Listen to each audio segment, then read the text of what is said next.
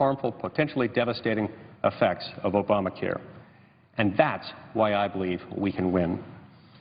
The Senate majority may have the upper hand, but the American people will and always must have the last word. Thank you, Mr. President. I note the absence of a quorum. The clerk will call the roll. Mr. Alexander.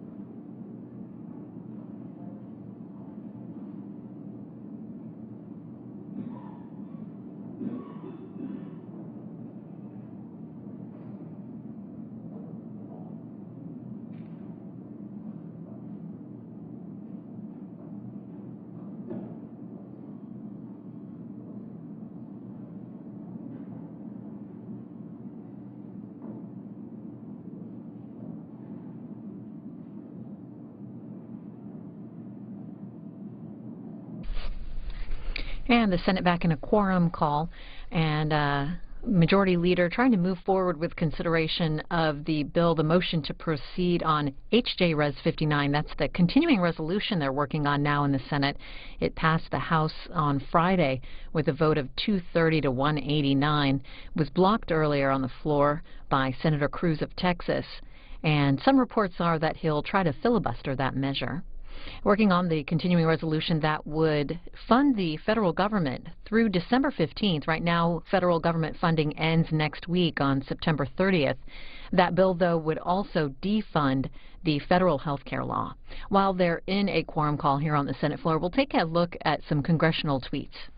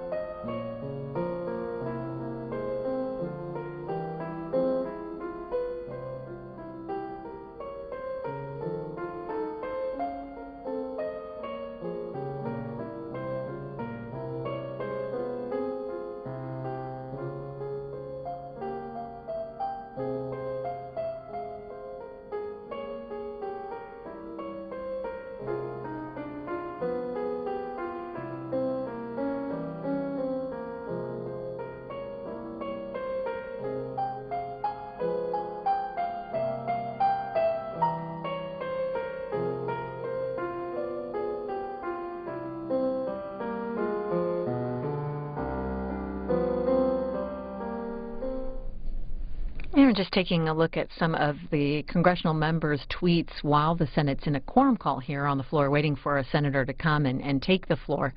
I'll let you know that they've been working on the continuing resolution that was passed in the House last week. It would fund the government through December 15th while defunding the health care law. Right now, the pending business on the floor is the motion to proceed to consideration of that bill. Over on the other side of the Capitol, House lawmakers are out today. They return Wednesday to prepare to debate another bill that deals with the debt limit. It would tie a one-year increase in the debt limit to a one-year delay of implementation of the health care law. We're going to take a look now at some of the action earlier today on the Senate floor. Texas Senator Ted Cruz asked that the Senate pass the House bill, and Senate Majority Leader Harry Reid objected to the request and to the request from Senator Cruz that any amendments to the House bill require 60 votes. Here's their exchange. First, unanimous consent request that I would put forward. Mr. President, I ask unanimous consent that the Senate agree to the motion to proceed to H.J. Res. 59, that no debate, amendments, or motion to the resolution be in order, that any and all points of order be waived, that the resolution be read a third time and passed, and that the motion to reconsider be considered made and laid upon the table without any intervening action or debate. Is Mr. President, there objection? Yes, reserving the right to object. Mr. President, my friend gets right to the point, and I appreciate that. I understand the junior senator from Texas asked consent to pass the House-passed continuing resolution by consent without any amendments, and I understand that. As I said, he got right to the point. The House-passed resolution, as we know now, would defund the Obamacare. It would block not only the administration of the program, but all related benefits as well, and that's untoward. Second, it includes so-called debt prioritization language, or what has been called the Pay China First policy. This would leave us vulnerable to default on our obligations to everyone else besides bondholders and Social Security. Everyone from veterans to small businesses to federal employees, contractors to doctors, hospitals, and Medicare patients generally. So, Mr. President, the President would veto this continuing resolution, so it is not going to become law anyway, and I object. Objection is heard. Mr. President, the second unanimous request that I would put forward, Mr. President, I ask unanimous consent that the Senate agree to the motion to proceed to H.J. Res. 59, that any and all points of order be waived, that during consideration of H.J. Res. 59, adoption of any amendments be subject to a 60 affirmative vote threshold, and that upon disposition of all amendments, the resolution be read a third time and passed, and the motion to reconsider be considered made and laid upon the table without any intervening action or debate. Mr. President. Is there objection? Reserving the right to object. Mr. President, I again understand the senator from Texas in his request, which would create a new 60-vote hurdle where the Senate rules do not require one at the present time. Mr. President, I really try to follow the Senate rules. Sometimes they are obnoxious, and I wish they were different, but I try my best in leading us in this difficult Senate sometimes to live up to all the rules as they exist. Senate rules set up a lot of hurdles. That's the way the precedents have been developed over the years, and I understand that. Sometimes senators like these, sometimes they don't. I'd guess that most would say that senators have enough 60-vote hurdles, that the Senate has enough of these really arbitrary hurdles as it is. We don't add even more barriers to getting things done. Mr. President, we should be careful about adding new barriers. The American people are really fed up. I mean, I travel the country, and it's rare that I go someplace that they don't say, what are you going to do to change the rules? They know what the rules are and how difficult they are. And I would bet the vast, vast majority of the senators, Democrats and Republicans, would like them changed. The problem is, Mr. President, we've tried that recently. We were able to make a little headway, but not a lot. So I think that most Americans would rather we work on ways to agree, to work together, rather than disagree. And I almost would bet, although I'm not a betting man, that most Americans would rather we at the desk. Clerk will report. Cloture motion. We, the undersigned senators, in accordance with the provisions of Rule 22 of the Standing Rules of the Senate, hereby move to bring to a close the debate on the motion to proceed to calendar number 195, H.J. Res. 59, a joint resolution making continuing appropriations for fiscal year 2014 and for other purposes, signed by 17 senators as follows: Reed of Nevada, Mikulski, Levin, Leahy, Warren, Schumer, Durbin, Coons, Murphy, Markey, Murray, Kane, Rockefeller, Nelson, King, Cardin, Gillibrand. Excuse me, Mr. President. I ask unanimous consent the mandatory quorum under Rule 22 be waived. Without objection. I now ask we have a period of morning business. The senator is allowed to speak for up to 10 minutes each. Without objection. I ask unanimous consent that the Veterans Affairs Committee be discharged from further consideration of H.R. 1412. The clerk will report. H.R. 1412, an act to improve and increase the availability of on-job training and apprenticeship programs and so forth and for other purposes. Without objection, the committee is discharged and the Senate will proceed to the measure. Mr. President, I ask unanimous consent the Sanders substitute amendment, which is at the desk, be agreed to. The bill is amended, be read 3 times and passed. The Sanders title amendment, which is at the desk, be agreed to. And the motions to reconsider be laid on the table with no intervening action or debate. Without objection. Mr. President, tomorrow we're going to come in. I'll ask consent just a little bit. We'll come in at 10 o'clock tomorrow morning. There'll be a speech by me and Senator McConnell. And we have a vote at 11:45.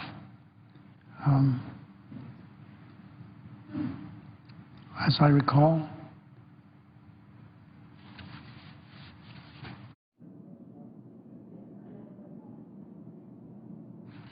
so tomorrow afternoon, Senator Mikulski is going to, we have our conferences, plural. She's going to come in and be recognized for 20 minutes.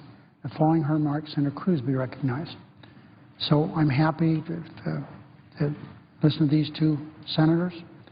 The place I'm in now, Mr. President, is that we're on automatic pilot.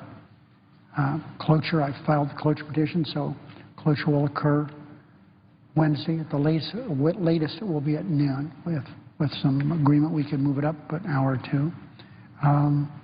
And people can talk all they want. There's no way that we can be prevented from having that vote. So we'll have conversation, but it's not there won't be any filibusters because this is under the rules. The time is for talking, but it doesn't delay anything.